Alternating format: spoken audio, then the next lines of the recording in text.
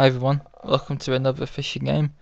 This was also played at the Portoroz Interzonal in 1958. This was round 13, and Fischer had black against Tigran Petrosian, who was the world champion directly before Fischer, and he had this style of just grinding people down and really good prophylaxis. Like you would see, he would stop opponents' threats before they could even think of them. And of course, as you're going to see, a very solid opening now with an English. And Fischer played his King's Indian setup against it. He played d3, just solid. If d4, then e5. And after d3, knight h5, clearing the path for the h-pawn. Petrosian played d4. So he thinks that this knight moving can make up for the loss of time.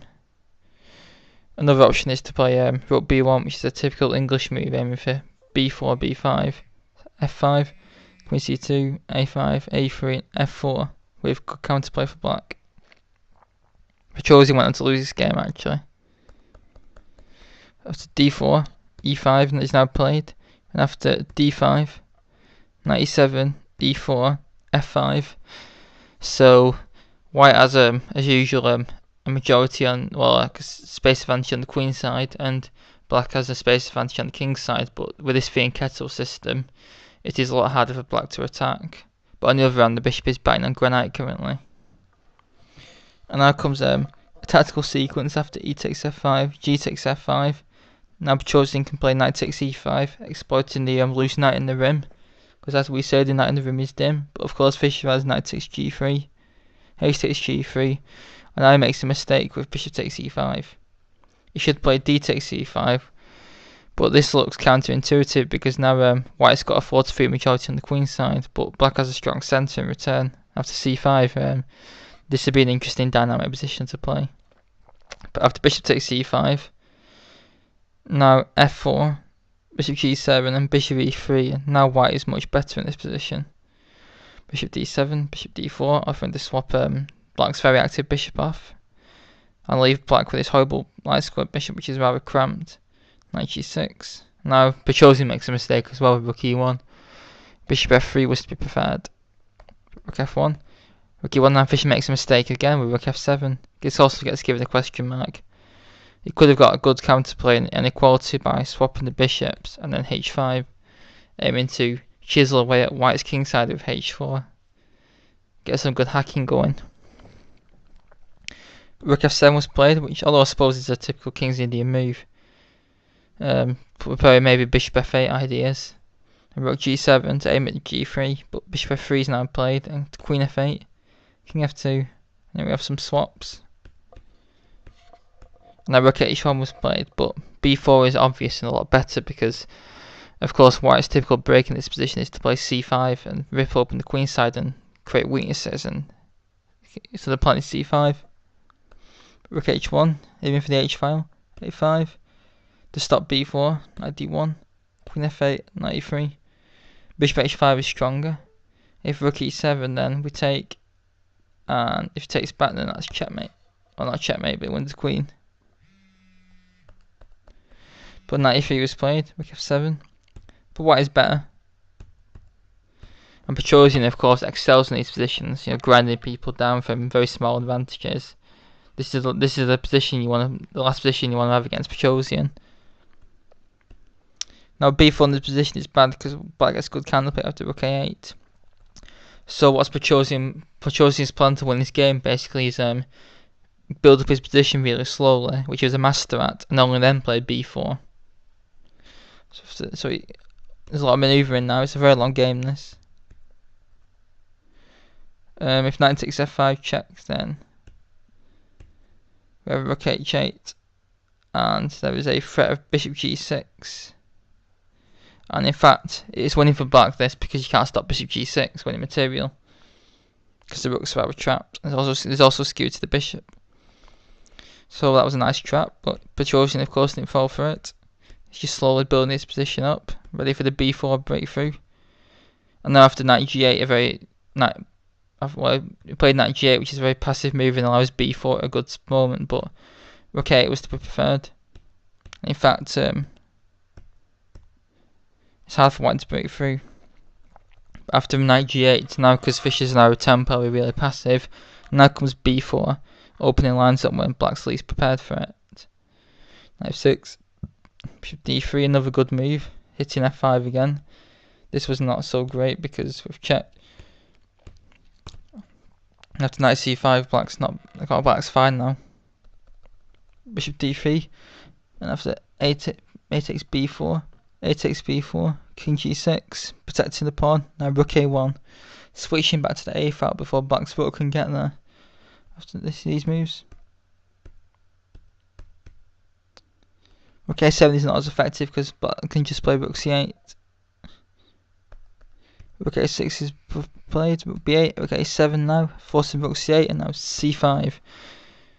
Great move, because if knight takes d5, he just plays c6, kicking the bishop, and then we just ganging up on c7 with knight b5 and bishop a6 and all them ideas. Oh, in fact, he just plays bishop. In fact, he just plays bishop takes f5 check after the bishop moves. So that's winning. So of course, d5 can't be taken. So b takes c5 is played. These come off, and knight f3, threatening to play moves like knight e5 check and knight h4 check. King f7, a strong move. Again, knight takes d5. Got knight d5 check, winning the bishop. King f7. These come off, and bishop takes f5. So white regains his pawn, and now black's left with structural damage on the queen side. White's got a passed f pawn, and also a bishop against a knight. And rook and bishop are a much better team than rook and knight. So as a result, Fischer is fighting for a draw. Rook f8. g4 was played. If bishop takes d7, then this is not so great, because they have the motto "our rook end is a draw," and this is actually equal this because black's c pawn provides enough counterplay. So g4, and now Fischer should have played knight f6. Bishop e6. Take this guy off. Just take this. Sack the piece for 2 pawns. Because white only has 1 pawn left, and in fact it can't be defended, so white can't win. Even if white somehow won all his black's pawns, rook and bishop rooks are drawn. So king d6 was played, but the problem is now this is bad. It's actually a blunder, because now Petrosian can liquidate to a winning endgame. After bishop takes d7, king takes d7, king e3. If c4 is tried, then rook a6 is winning. So rook a8 check was tried. Now we have this continuation again, but now white's king is a lot more active. White should be ahead in the pawn race. But after c4, Petrosian blunders as well with rook h1.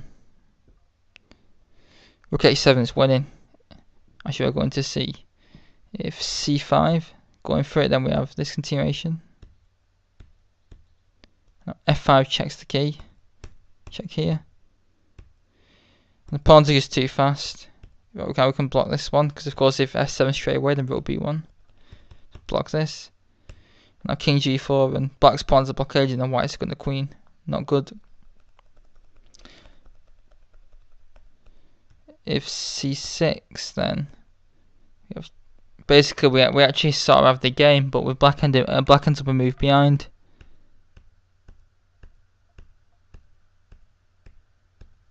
Get this, simple moves.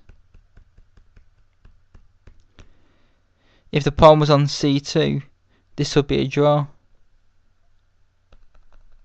So, why is rook h1 a blunder and rook h7 wins? Well, you're going to see now. To rook h1, you get these sort of moves again.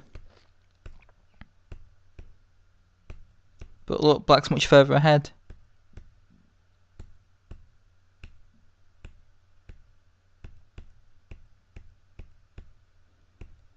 And now a draw is agreed, because we have the like the similar line to before, but you may have noticed that now after this, black's king has reached, black's pawn's reached the 7th rank. This is a dead draw. I'll show you now. Actually, it's not in the notes, but the reason this is a draw, this position, is because of a stalemate defense. So let's say white plays. It's white's turn. Queen b4 check. King a2. Queen c3, king b1, queen b3 check. Now if you go in front of the pawn, or if white's king was a lot closer, then this would be winning for white, because after the king goes in front of the pawn, then white's king can slowly come in. But the point is, you don't have to go in front of the pawn. King A1's played, because this is like stalemate. And if you just do that, then you never have time to bring your king in. So I always go to the corner, so it's pretty simple to draw. I'll do another video at some point covering queen versus pawn endings. But this was a very hard fought draw for Fischer. He was worse for a lot of the game against a very strong player, and he was still young at this point. But this shows that as well as being a nice hacker, he was also great at defense. And I hope you enjoyed this game, and please leave in the comments some thoughts. Thanks very much.